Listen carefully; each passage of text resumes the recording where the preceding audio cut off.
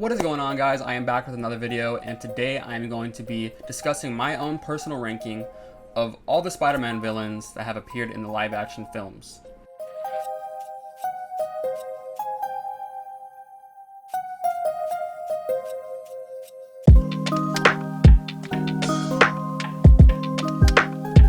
I am not going to be including Harry Osborn's version of the Green Goblin that appears in TASM 2. I'm also not going to be including Rhino from that movie because he has such a small appearance and it just doesn't really... I have nothing to say about him. And as far as not including Harry Osborn's Green Goblin, it's because it's not really a faithful adaptation to the character. Norman Osborn is the Green Goblin, so I'm just not going to include him. And yeah. I will be ranking them from my least favorite all the way to my favorite one. So make sure to stick around till the end to see who my favorite villain is. So without further ado, let's jump straight into it. Alright, starting with my least favorite at the number 8 spot. My least favorite Spider-Man villain is Mysterio. And I'm gonna be honest with you guys, I have only seen Spider-Man Far From Home only once, so I just don't really remember much of his character or really anything from that movie. So I don't really have much to say about him. I could have done research before making this video on him, but I just wanted to be real.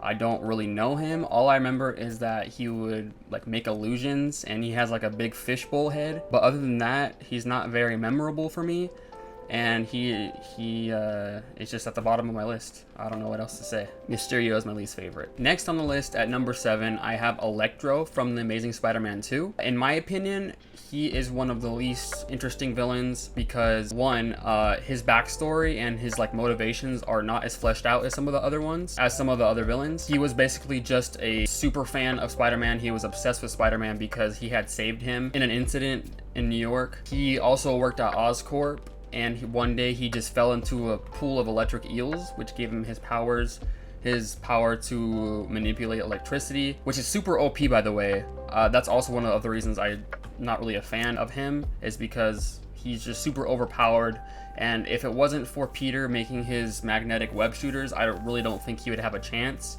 against Electro, especially because he can teleport and stuff. But yeah, I mean, he's just really at the bottom of the list for me. He's just not really an interesting character, at least compared to the other Spider-Man villains. There's not really a personal connection between him and Peter. They don't really have enough tension, in my opinion. Again, this is all my opinion, my personal rankings, so your opinion could very well be different, but I'm just giving mine. But yeah, he is at the number 7 spot. At the number 6 spot, I have Venom from Spider-Man 3. Basically, Venom is a symbiote, and if you don't know what that is, that's basically an alien organism that bonds with a host, and that gives them physical powers. And Venom is Eddie Brock, so before Eddie got the symbiote attached to him, he worked for the Daily Bugle along with Peter. Basically, Peter got Eddie fired because he found out he was using fake photos of Spider-Man. Since he got fired, he's had this vendetta against Peter, and then one day the symbiote came off of Peter and fell onto Eddie, which gave him the powers of Venom, so that made him go after Peter as revenge for getting him fired.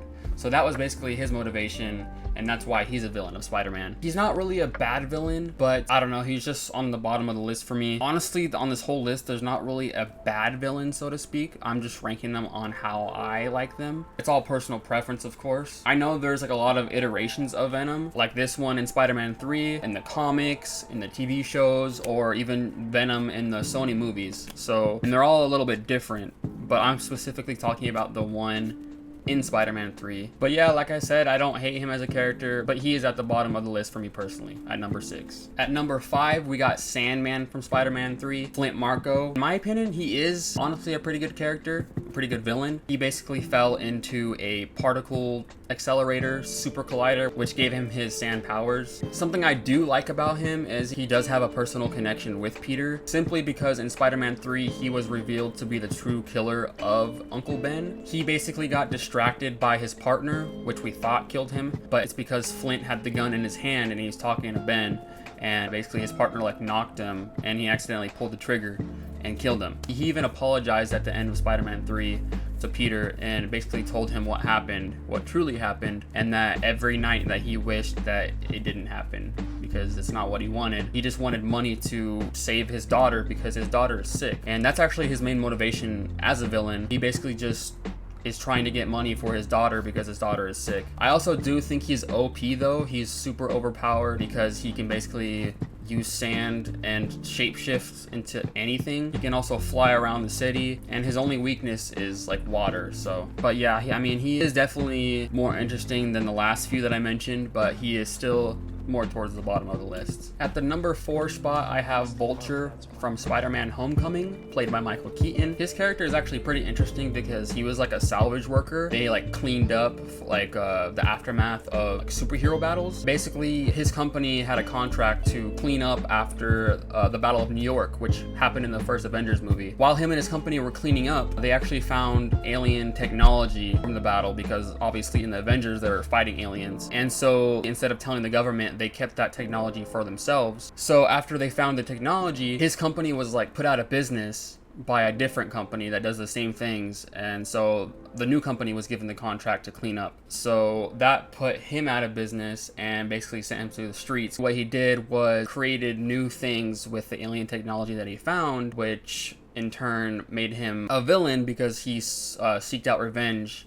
on the government for what they did to his company. So he used that technology to make guns and weapons and his big old wings that he has as Vulture. Another cool thing about his character is in Spider-Man Homecoming, it was a really big surprise that he was the father of Peter's crush. Peter and his crush show up at her house, and Adrian Toomes is the one that opens the door, and it's just like a huge plot twist.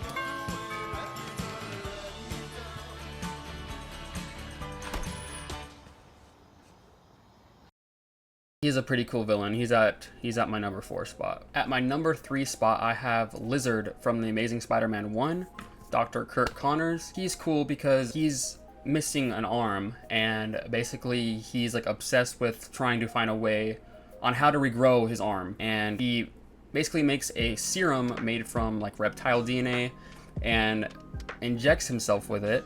And it does work in the end. It does work. It gives his arm back. But that also comes with the fact that it like basically makes him a lizard. Makes him go crazy.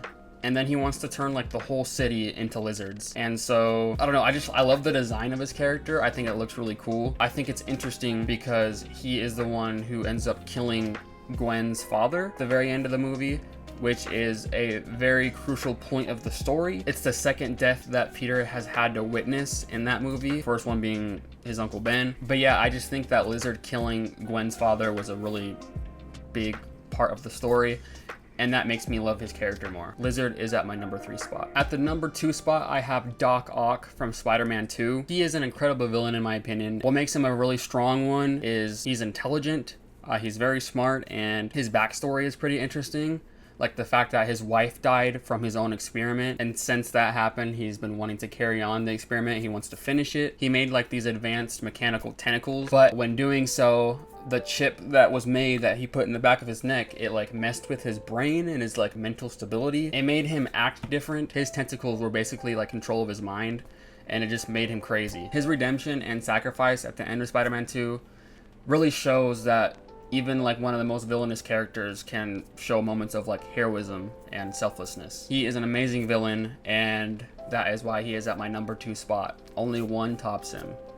At my number 1 spot, the Green Goblin from Spider-Man 1. He is my all-time favorite Spider-Man villain. He is another one that became a villain because of like an experiment gone wrong. He was experimenting on making a human have like enhanced strength and abilities, and it did work, but it also came with the price of driving him insane. Like he gained like an alter ego, and he's like fighting his inner demons, and they're basically going back and forth all the time. He'll snap into Norman, and then he'll snap into the Green Goblin. He's one of the most dangerous villains because of that, because he's like so unpredictable, and you never know like what his next move is going to be. On top of that, he's incredibly smart because he's obviously like a very, very smart scientist, and so he has all this knowledge at his disposal, as well as like technology like his glider and his pumpkin bombs and you know, all that good stuff. So also his twisted sense of humor. He's just a chaotic, crazy villain, man. Psychotic, all those words. But I love him. That's why he's a great villain, because of how crazy he is. And honestly, Willem Dafoe kills that role. He's literally the perfect actor for that role. I don't think anybody could have done it better than him. He's a very scary villain. Very scary guy. He is at my #1 spot. He is my all-time favorite Spider-Man villain. That is it for the video. Let me know what you guys think in the comments. Let me know who your favorite villain is, how you rank the Spider-Man villains. I hope you guys enjoyed the video. If you did, please give a thumbs up, comment, subscribe, anything you'd like. Really helps me out. But until next time, guys, I hope you have a wonderful day, and I'll see you in my next one.